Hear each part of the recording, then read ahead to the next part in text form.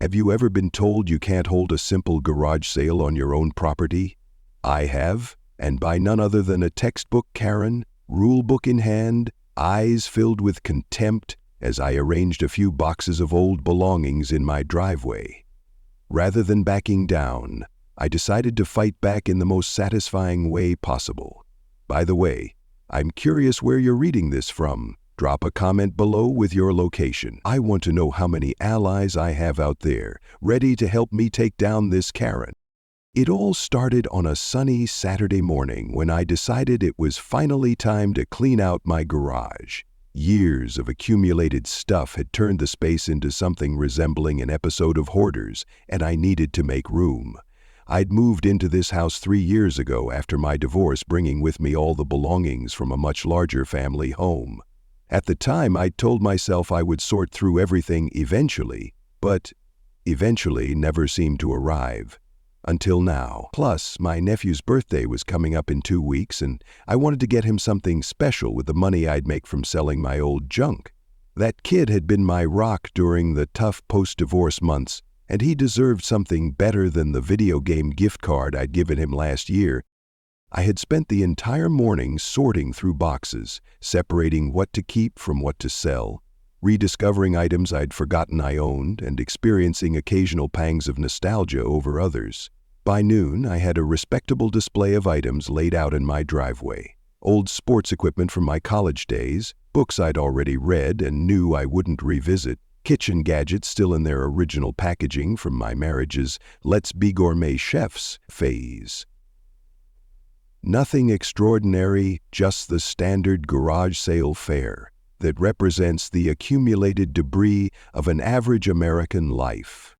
The weather couldn't have been more perfect, warm enough to be comfortable but not so hot that standing outside all day would be unbearable. I had just finished placing price stickers on the last few items, feeling rather proud of my organizational skills, when I heard the unmistakable sound of someone clearing their throat behind me. The kind of throat clearing that's not about phlegm, but about announcing disapproval, the vocal equivalent of a judge's gavel. I turned around to find a woman in her late 50s, arms crossed over her chest, tapping her foot impatiently on my driveway. Her posture radiated disapproval from her sensible beige pumps to the top of her meticulously maintained hairstyle. This was Karen Thompson, self-appointed queen of our homeowners association and notorious for her ability to find rule violations where none existed. I'd only lived in the neighborhood for 3 years, but Karen's reputation had preceded my first moving box. Other neighbors had warned me about her during my welcome to the neighborhood barbecue, speaking in hushed tones about how she'd fined the Johnsons for having their trash cans visible from the street for more than 12 hours, and had sent multiple violation notices to the elderly Mr. Peterson for letting his grass grow a half-inch too tall when he was hospitalized with pneumonia. She'd even forced the Martinez family to repaint their front door because the shade of blue they'd chosen wasn't on the HOA's approved color palette, despite the fact that 3 other houses on the block had nearly identical doors that had somehow escaped her scrutiny. Her perfectly highlighted bob haircut didn't move an inch as she tilted her head and looked at me like I was committing a felony instead of selling some old books. She wore what I'd come to recognize as her unofficial HOA uniform, beige slacks, a pale blue button-up blouse, and a lightweight cardigan, all impeccably pressed, as if wrinkles themselves were a violation of community standards. "Excuse me?" she said, her voice as sharp as a paper cut. "But what exactly do you think you're doing?" I gave her my friendliest smile, determined not to let her ruin my day. The sun was shining, birds were chirping, and I'd already had 2 potential customers slow their cars to look at my merchandise before Karen's arrival had scared them off. "Just having a garage sale, Karen. Need to clear out some space."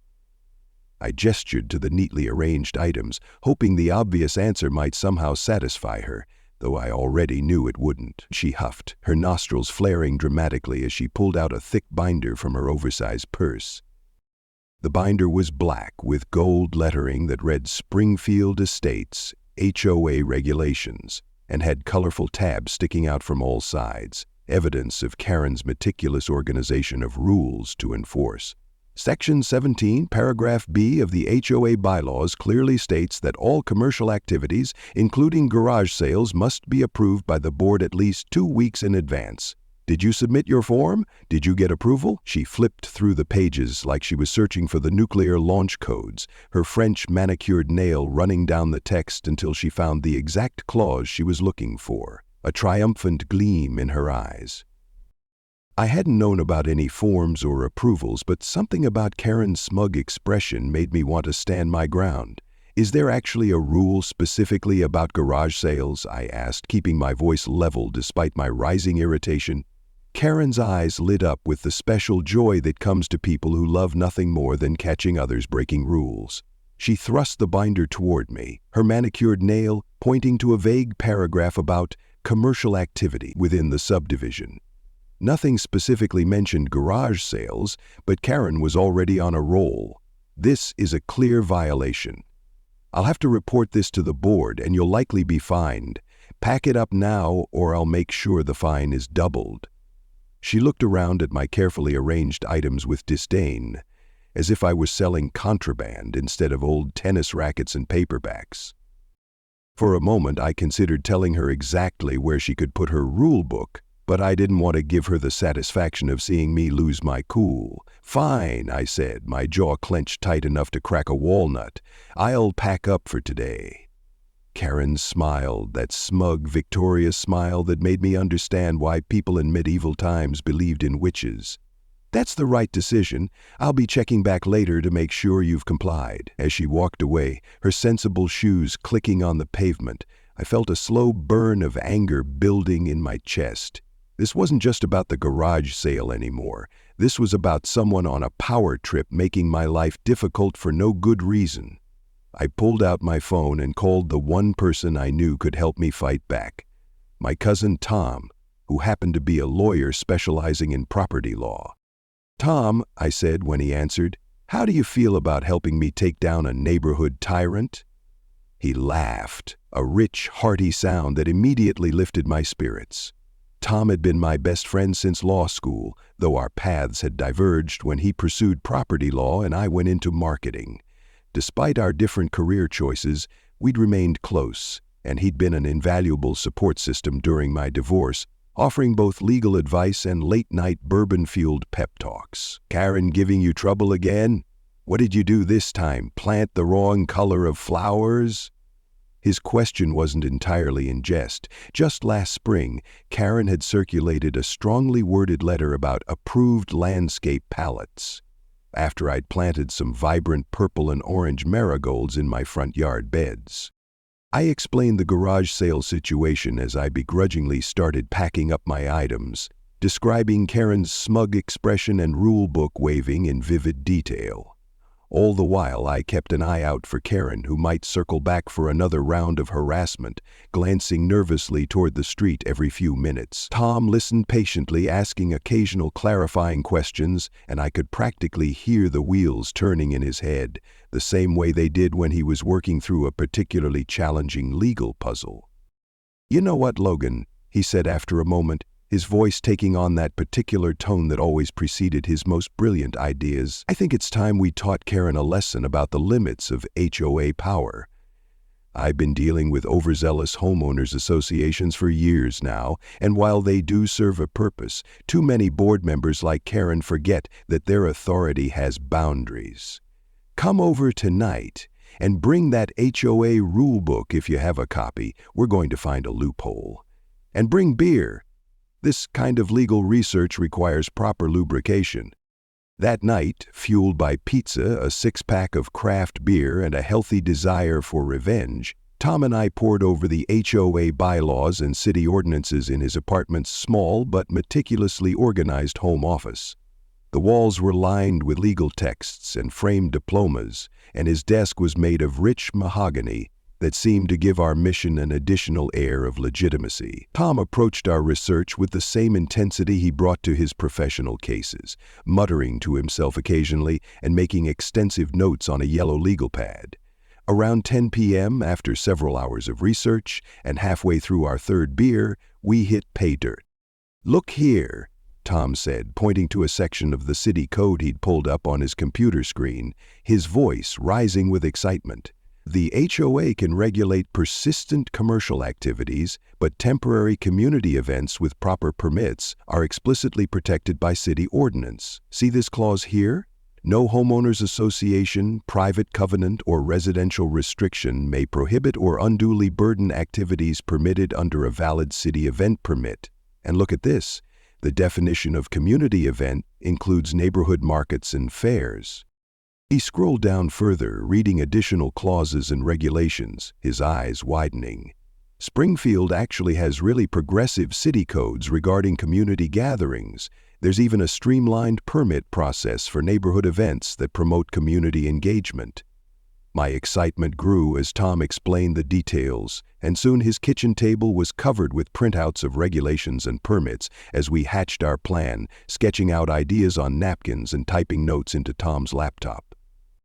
We wouldn't just have a garage sale, we would organize a full-blown pop-up community market and invite the entire neighborhood to participate. We could include local crafters, food, maybe even some live music, turn it into a real event that would benefit the entire community. And the best part? With the right permits from the city, the HOA couldn't do a thing about it. Every time Karen attempted to shut us down, we could simply point to the city ordinance and our properly obtained permit. The legal high ground would be ours. The next morning, I submitted an application to the city for a temporary event permit, complete with plans for traffic management, safety considerations, and even a community donation component where a percentage of sales would go to the local school. Tom had helped me draft the application, making sure every I was dotted and every T crossed, so there would be no technicalities for Karen to exploit. After submitting the paperwork, I spent the rest of the day creating flyers and a digital invitation for what we were now calling the first annual Springfield Community Pop-Up Market. The name itself was a small act of defiance, calling it Annual implied permanence, a tradition that would continue long after this initial confrontation with Karen was over. I also created a neighborhood group chat, deliberately excluding Karen, and invited everyone to participate. Within hours, my phone was buzzing constantly with notifications as neighbors enthusiastically signed up for table spaces and volunteered to help with setup and promotion. I was genuinely surprised by the overwhelming response. It turned out I wasn't the only one who had butted heads with Karen and her rule book. Nearly everyone in the neighborhood had a Karen story, and they were all eager to join forces for what was quickly becoming less of a garage sale and more of a revolution. The Johnsons, who'd been fined for their trash cans, offered to help with parking logistics. Mr. Peterson, despite his advanced age, volunteered to make signs. The Martinez family promised to bring their famous homemade tamales to sell. Even quiet Mrs. Wilson, who rarely left her house at the end of the block, messaged that she would bring her knitted scarves and hats to sell. It was as if a dam had broken, releasing years of pent-up frustration and community spirit that had been suppressed under Karen's iron-fisted rule. As the responses continued to pour in, I felt a growing sense of responsibility. This was no longer just about my garage sale or my personal grievance with Karen. It had evolved into something much bigger, a community reclaiming its identity from the clutches of a petty tyrant. Karen, of course, didn't stay in the dark for long. Within days, official-looking notices began appearing on doorsteps throughout the neighborhood, warning about unauthorized commercial activities and threatening HOA fines. But we were prepared. Tom had drafted a polite but firm response that residents could send back, citing the city ordinances that protected our event and requesting that all future communications be sent through our legal representative. It was a thing of beauty watching Karen's tactics fall flat one by one. She tried calling an emergency HOA meeting but couldn't get enough board members to attend. She attempted to have the city deny our permit on technicalities, but our application was airtight. She even resorted to going door to door, trying to intimidate people into backing out, but the neighborhood solidarity held strong. To understand why Karen was so hell-bent on shutting us down, you need to know a bit about her background. According to neighborhood gossip, which, in fairness, isn't always reliable, but in this case seemed consistent with her behavior, Karen had worked as a grocery store manager for years before moving to our community. She'd apparently been passed over for promotions multiple times and had developed a chip on her shoulder about authority. When she moved here and joined the HOA board, she finally found a position where people had to listen to her. The problem was, she wielded that tiny bit of power like a dictator with a new army. Looking deeper into HOA records, Tom discovered that Karen had gradually inserted herself into every aspect of neighborhood governance, rewriting bylaws to give herself more authority and driving out board members who challenged her. What had started as a standard homeowners association had morphed into Karen's personal fiefdom. At the next official HOA meeting, Karen tried a new tactic. "This so-called market will bring strangers into our neighborhood," she declared to the scattered attendees. "It will create traffic problems, noise pollution, and potentially attract criminals. As head of the safety committee, I cannot in good conscience allow this to proceed." A few residents nodded along, clearly part of Karen's inner circle, but most people just looked uncomfortable. That's when Tom raised his hand. "Actually," he said, standing up with a folder of documents, "we've addressed all those concerns in our permit application. We've arranged for additional parking at the elementary school with a shuttle service, set reasonable hours to minimize noise, and even hired a security guard for the day, all of which is documented here." He placed the folder on the table. "Additionally, we've already raised over $500 in vendor fees that will go directly to refurbishing the neighborhood playground. Would you like to explain to everyone why you're against improving community facilities, Karen?" Her face went through a fascinating transformation, from confident to confused to furious in the span of seconds. I never said this isn't about the playground," she sputtered, but the damage was done. The meeting ended with the board voting 4-1 to officially recognize our event, with Karen the lone dissenter. As people filed out, several neighbors patted me on the back or gave me thumbs up. Karen remained seated, glaring at her notes as if they had betrayed her.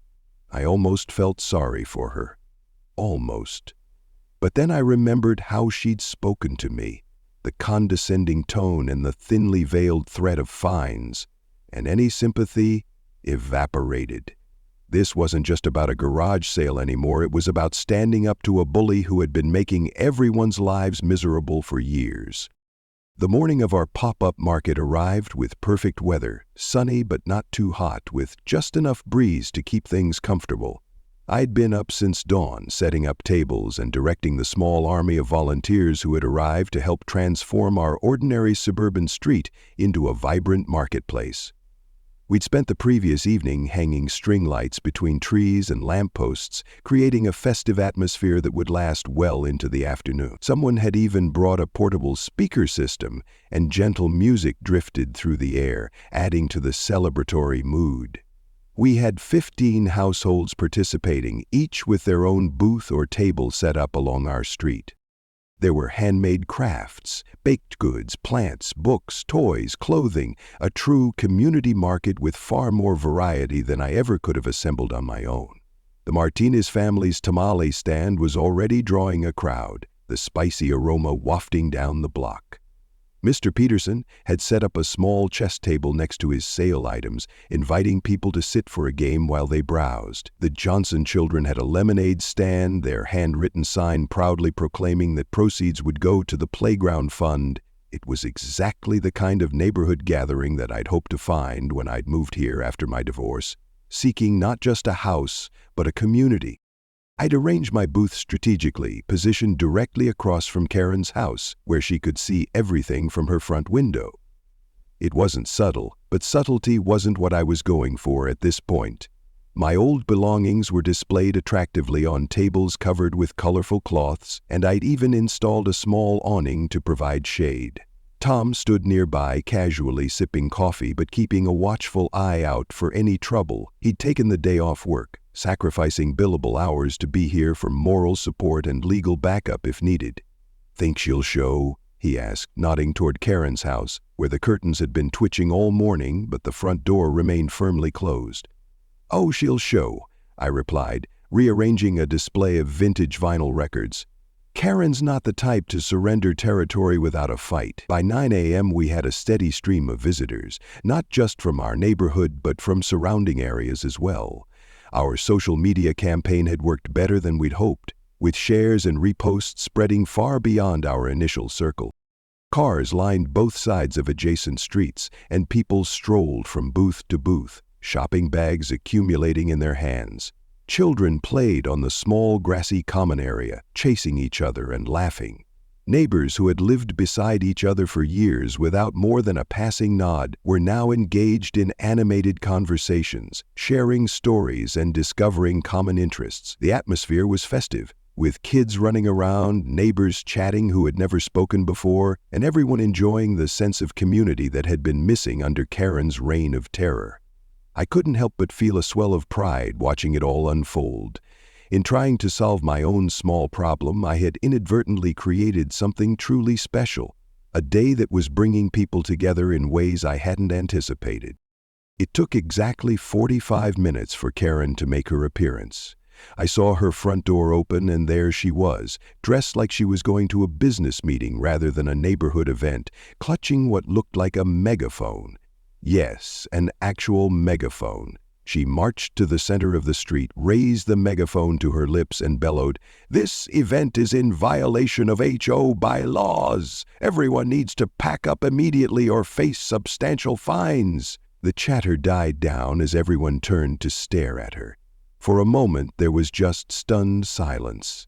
Then, from somewhere in the crowd, someone started laughing, and like a contagion, the laughter spread until nearly everyone was chuckling or outright guffawing at the sight of this woman with her megaphone, trying to shut down what was clearly a successful and joyful community gathering.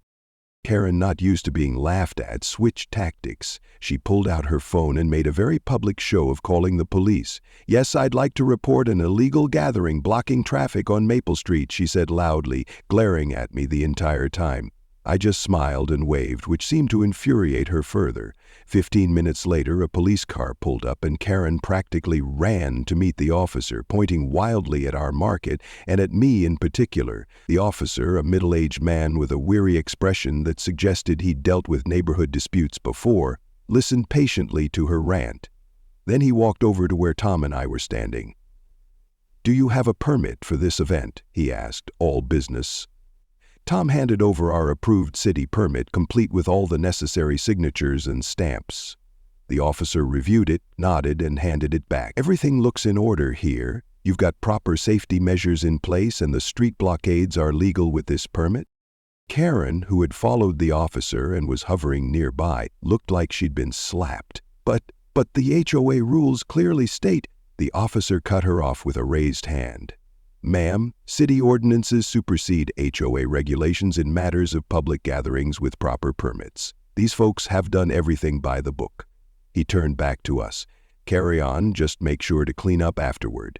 As he walked back to his patrol car, Karen stood frozen in place, her face a mask of disbelief. But the day wasn't over, and neither was Karen. As the market continued to bustle around her, she retreated to her house, only to emerge an hour later with a new strategy. She had placed several folding chairs and a large potted plant directly in front of her house, effectively blocking the sidewalk in front of my booth. "This is my property line," she announced to anyone who would listen, "and I have the right to arrange my property as I see fit." Tom, who had been monitoring the situation, immediately pulled out his phone and started recording. "Karen," he said calmly, "you're obstructing a public sidewalk, which is a violation of City Code 8.4.3. Would you like me to call the officer back?" Karen ignored him, adjusting her chairs to create an even larger blockade. What she didn't realize was that Tom had already texted the officer, who had apparently been expecting something like this to happen. Within minutes, the same patrol car pulled up, and the officer approached Karen with a citation book in hand. "Ma'am, I've received a complaint about sidewalk obstruction. I'm going to have to ask you to remove these items immediately." Karen's face turned a shade of red I hadn't thought humanly possible. "This is harassment," she shouted, loud enough for the entire market to hear. "They are targeting me specifically." The officer maintained his professional demeanor as he explained that blocking public sidewalks was indeed against the law, regardless of who was doing it. Either remove these items now or I'll have to issue a citation. Karen, realizing she was fighting a losing battle, begrudgingly started moving her chairs, muttering under her breath the entire time. As she dragged the last chair back toward her house, she turned and pointed directly at me. "This isn't over, Logan. Not by a long shot." The threat might have been more intimidating if she hadn't been struggling with a heavy potted plant while making it. I just smiled and turned back to a customer, interested in buying my old golf clubs. The market was an unqualified success. By the end of the day, most of us had sold the majority of our items, the community playground fund had grown to over $1,200, and more importantly, neighbors who had been living in fear of Karen's rule book were talking about organizing more community events. The cleanup went quickly, with everyone pitching in, and by sunset the street was back to normal, though the community itself felt changed. Something had shifted, a rebalancing of power that was almost palpable. As the last tables were folded and the final trash bags tied, several neighbors suggested heading to a local pub to celebrate. Karen, watching from her window, must have seen us all leaving together, laughing and talking like old friends, rather than the disconnected neighbors we'd been just days before. 3 days later, an emergency HOA meeting was called. The official notice cited recent community disruptions and leadership concerns as the topics of discussion. When I arrived at the community center, it was more crowded than I'd ever seen it. Every chair was filled and people were standing along the walls. Karen sat at the front table with the other board members, but something was off. Instead of her usual commanding position in the center, she was seated at the far end, and the other board members seemed to be keeping their distance. The meeting was called to order by Bill Henderson, the usually passive HOA vice president who had, until now, let Karen run the show. "We're here tonight to address some concerns that have been brought to the board's attention," he began, his voice stronger than I'd ever heard it. "Specifically, allegations of misuse of HOA funds and abuse of authority." Karen's head snapped up, her eyes wide with shock. The color drained from her face so rapidly I could practically track its descent. This clearly wasn't the meeting she had expected. I glanced around the room, noting the mixture of expressions, some confused, others quietly satisfied, a few almost gleeful at this unexpected turn of events. Bill continued, his voice growing stronger with each word, as if he were finally reclaiming power that had been taken from him long ago. "An audit of our accounts has revealed several unexplained expenses authorized solely by Ms. Thompson without board approval, as required by our bylaws." He slid a folder across the table to each board member, the blue folders making a soft scraping sound against the wood as they moved. The room was so quiet you could hear the paper rustle as the first board member opened his folder. "Additionally, we've discovered that several bylaws were amended over the past 2 years without going through the proper voting procedures." A murmur ran through the crowd as people processed this information, the soft buzz of whispers rising like a tide. Mrs. Rodriguez, who lived at the end of my street and had recently been fined for having a bird bath in her front yard, leaned forward in her seat, her eyes never leaving Karen. Next to her, the Petersons, an elderly couple who had clashed with Karen over their holiday decorations last Christmas, exchanged knowing glances. Karen's face had gone from red to white, her hands gripping the edge of the table so tightly that her knuckles matched the color of her face. The pearls around her neck seemed suddenly too tight as she swallowed hard. "This is ridiculous," she said. But her voice lacked its usual conviction, coming out as a strained whisper that failed to carry to the back of the room where I sat.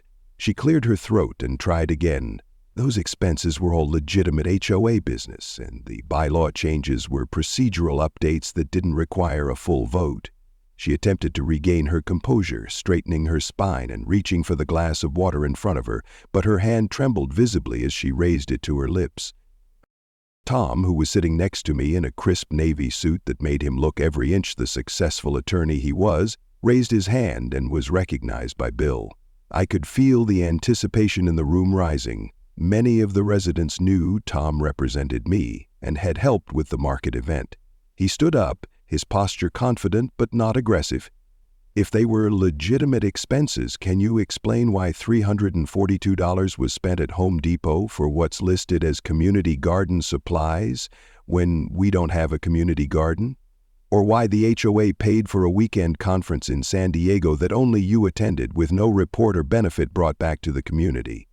He referred to specific line items and dates from the audit report, his methodical presentation making the information all the more damning. Additionally, there are 3 separate restaurant charges labeled as board meeting refreshments on dates when no board meetings were scheduled according to the official calendar. Karen's mouth opened and closed without sound, like a fish out of water. Her eyes darted around the room, perhaps looking for allies but finding few. Even her usual supporters seemed uncomfortable now, some avoiding eye contact altogether. The evidence was damning, laid out in black and white in the audit report that was now being passed around the room.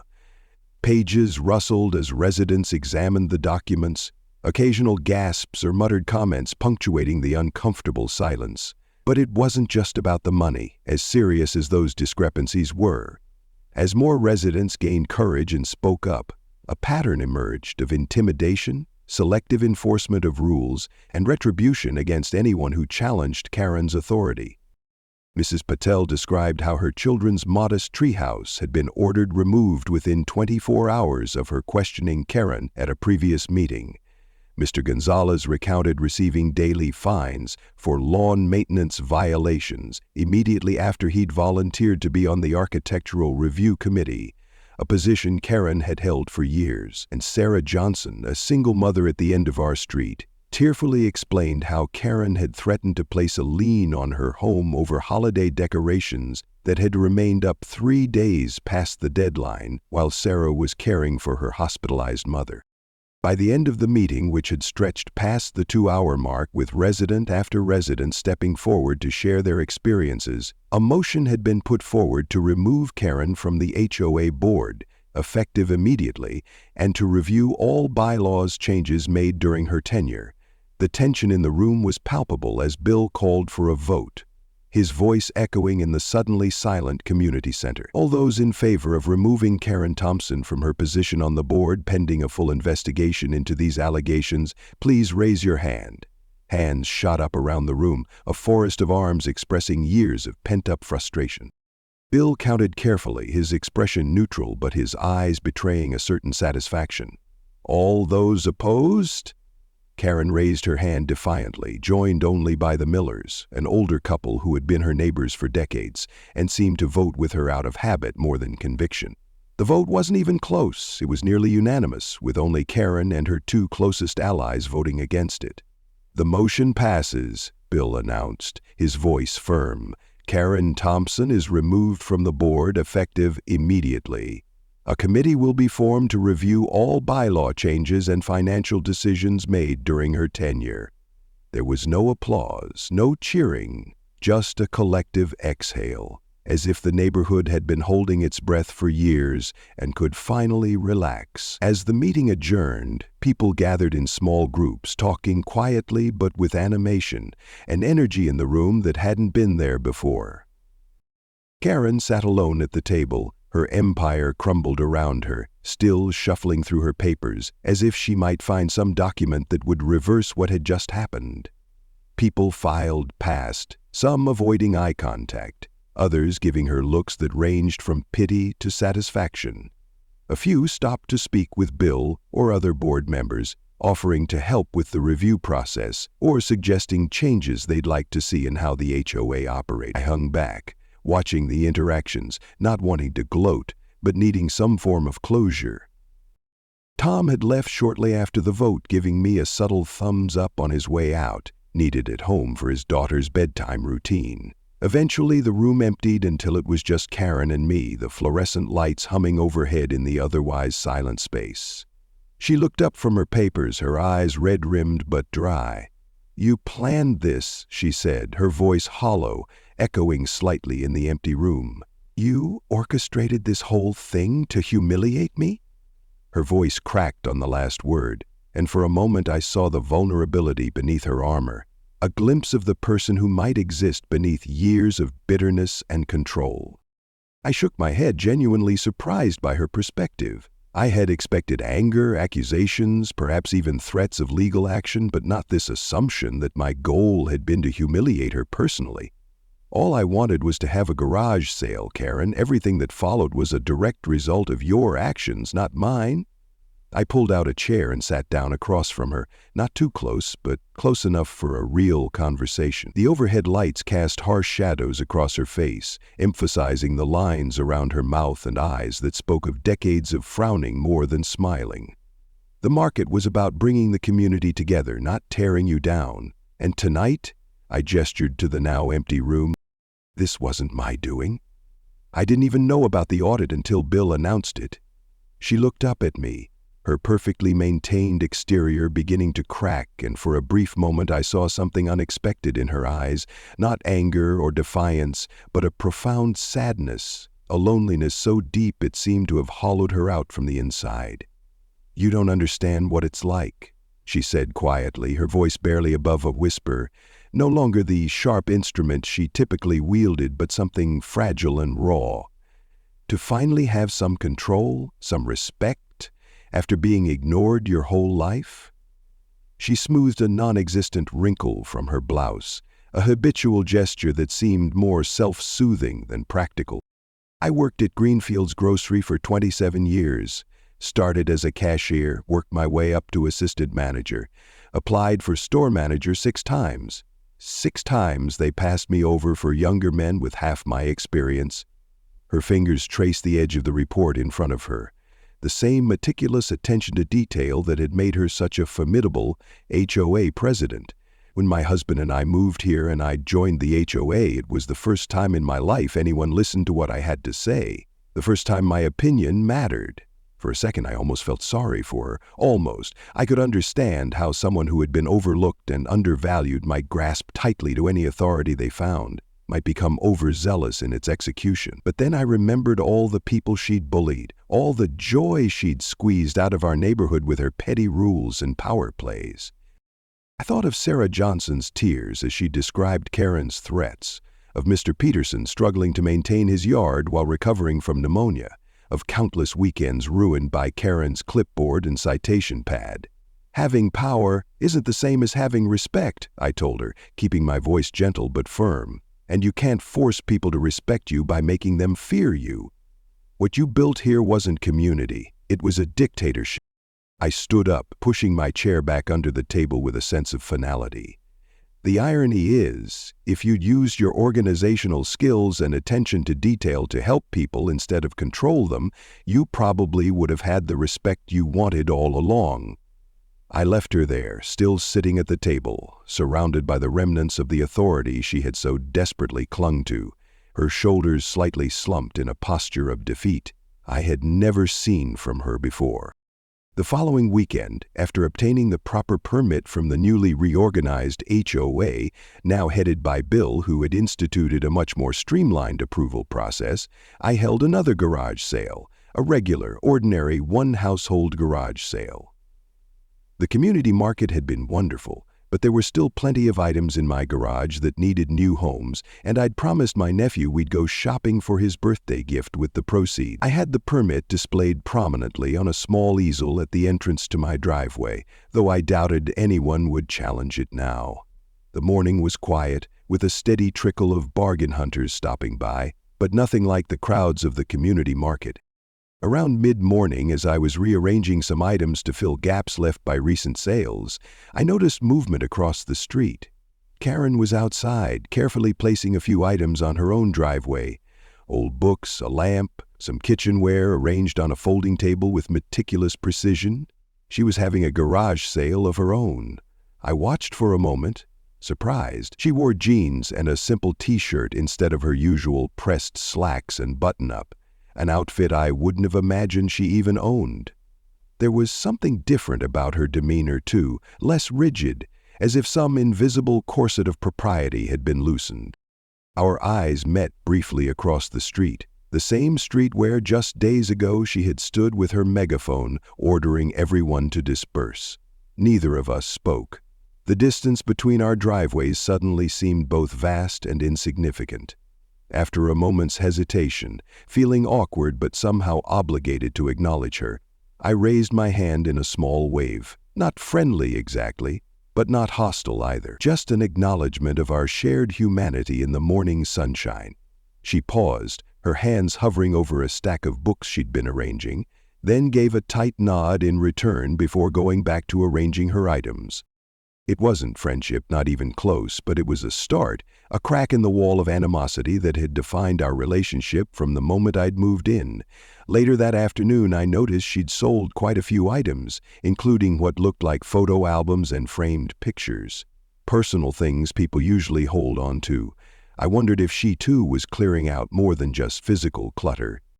As the day wore on, we both had our share of customers, some shopping at both sales. Around noon, to my great surprise, Karen approached my driveway, clutching a dollar bill. "Do you have change?" she asked, her voice lacking its usual edge. I nodded and reached for my cash box. "I saw you have that ceramic planter," she continued, pointing to a blue glazed pot I'd put out.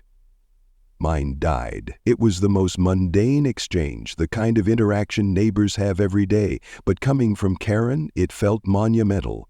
$5, I said, though I'd marked it at $7. She nodded, handed me the dollar, and I gave her $4 in return. As she walked back across the street with her purchase, I noticed her shoulders looked less stiff, her gait more relaxed. People can change, I thought, though sometimes it takes an earthquake to shift their foundation. Sometimes the most satisfying victory isn't in crushing your opponent completely, but in changing the game entirely. Creating space for everyone, even the Karen Thompsons of the world, to perhaps become something a little different than what they were before. The blue planter reappeared a week later on Karen's front step, planted with cheery yellow marigolds that definitely weren't on the HOA's approved plant list. I smiled every time I walked past. So what did I learn from my battle with the HOA, Karen? First, know your rights and the actual rules, not just what someone with authority claims they are. The difference between what regulations actually say and how they're interpreted can be vast, and that gap is where injustice often flourishes. Tom taught me to always read the fine print and look beyond the immediate rule to the broader legal context, city ordinances, state laws, and even constitutional protections that supersede local regulations. Second, community solidarity is a powerful force. Alone, I was just one annoying resident, but together we were impossible to ignore. What began as my personal frustration over a canceled garage sale bloomed into a neighborhood-wide reckoning with years of accumulated grievances. The market brought people together physically, but more importantly, it created a sense of shared purpose and mutual support that had been missing under Karen's reign. People who had lived side by side for years without really knowing each other found connections, trading not just material goods but stories, recipes, and promises to get together again soon. And finally, sometimes standing up to a bully isn't just about defending yourself, but about protecting everyone who might come after you. If I had simply given up that first day, accepting Karen's interpretation of the rules and packing away my garage sale items for good, nothing would have changed. The HOAs of the world derive their power not just from written regulations, but from our willingness to accept their authority without question, from our reluctance to rock the boat even when we know something isn't right. In the weeks following Karen's removal from the board, our neighborhood underwent a subtle but significant transformation. The new board, led by Bill, revised several of the more restrictive bylaws. The monthly newsletter, once filled with violation notices and warnings, now included community news and neighborly achievements. The Architectural Review Committee, previously Karen's personal aesthetic police force, became more collaborative, offering suggestions rather than rejections. Children's laughter, once hushed by Karen's noise complaints, now filled the common areas. Even the physical appearance of the neighborhood seemed to change, with more personalized gardens and decorative touches appearing as residents felt free to express themselves within reasonable bounds. 6 months after our showdown, I attended an HOA meeting. where residents unanimously approved funding for the playground renovation our market had begun, with additional features suggested by the neighborhood children themselves. Karen was there too, sitting quietly in the back, no longer in control but still part of the community, perhaps learning, as we all were, that belonging doesn't have to mean control. If you've ever dealt with your own neighborhood Karen or power-hungry HOA board, drop a comment with your story. I've found there's something cathartic about sharing these experiences, realizing you're not alone in facing these small-scale tyrannies. And if you enjoyed this tale of suburban justice, make sure to like and subscribe for more stories about everyday people fighting back against the small injustices of modern life. Our individual stands against unreasonable authority may seem insignificant in the grand scheme of things, but they form the fabric of a society where fairness and community matter more than rules for rules' sake. Who knows? Maybe next time, I'll tell you about the time I took on my apartment complex over their pet regulations that mysteriously only seemed to apply to certain residents. But that's a story for another day. For now, I'm enjoying my clutter-free garage, the revitalized neighborhood, and the knowledge that sometimes, just sometimes, standing up for what's right can change more than just your own situation. It can transform an entire community.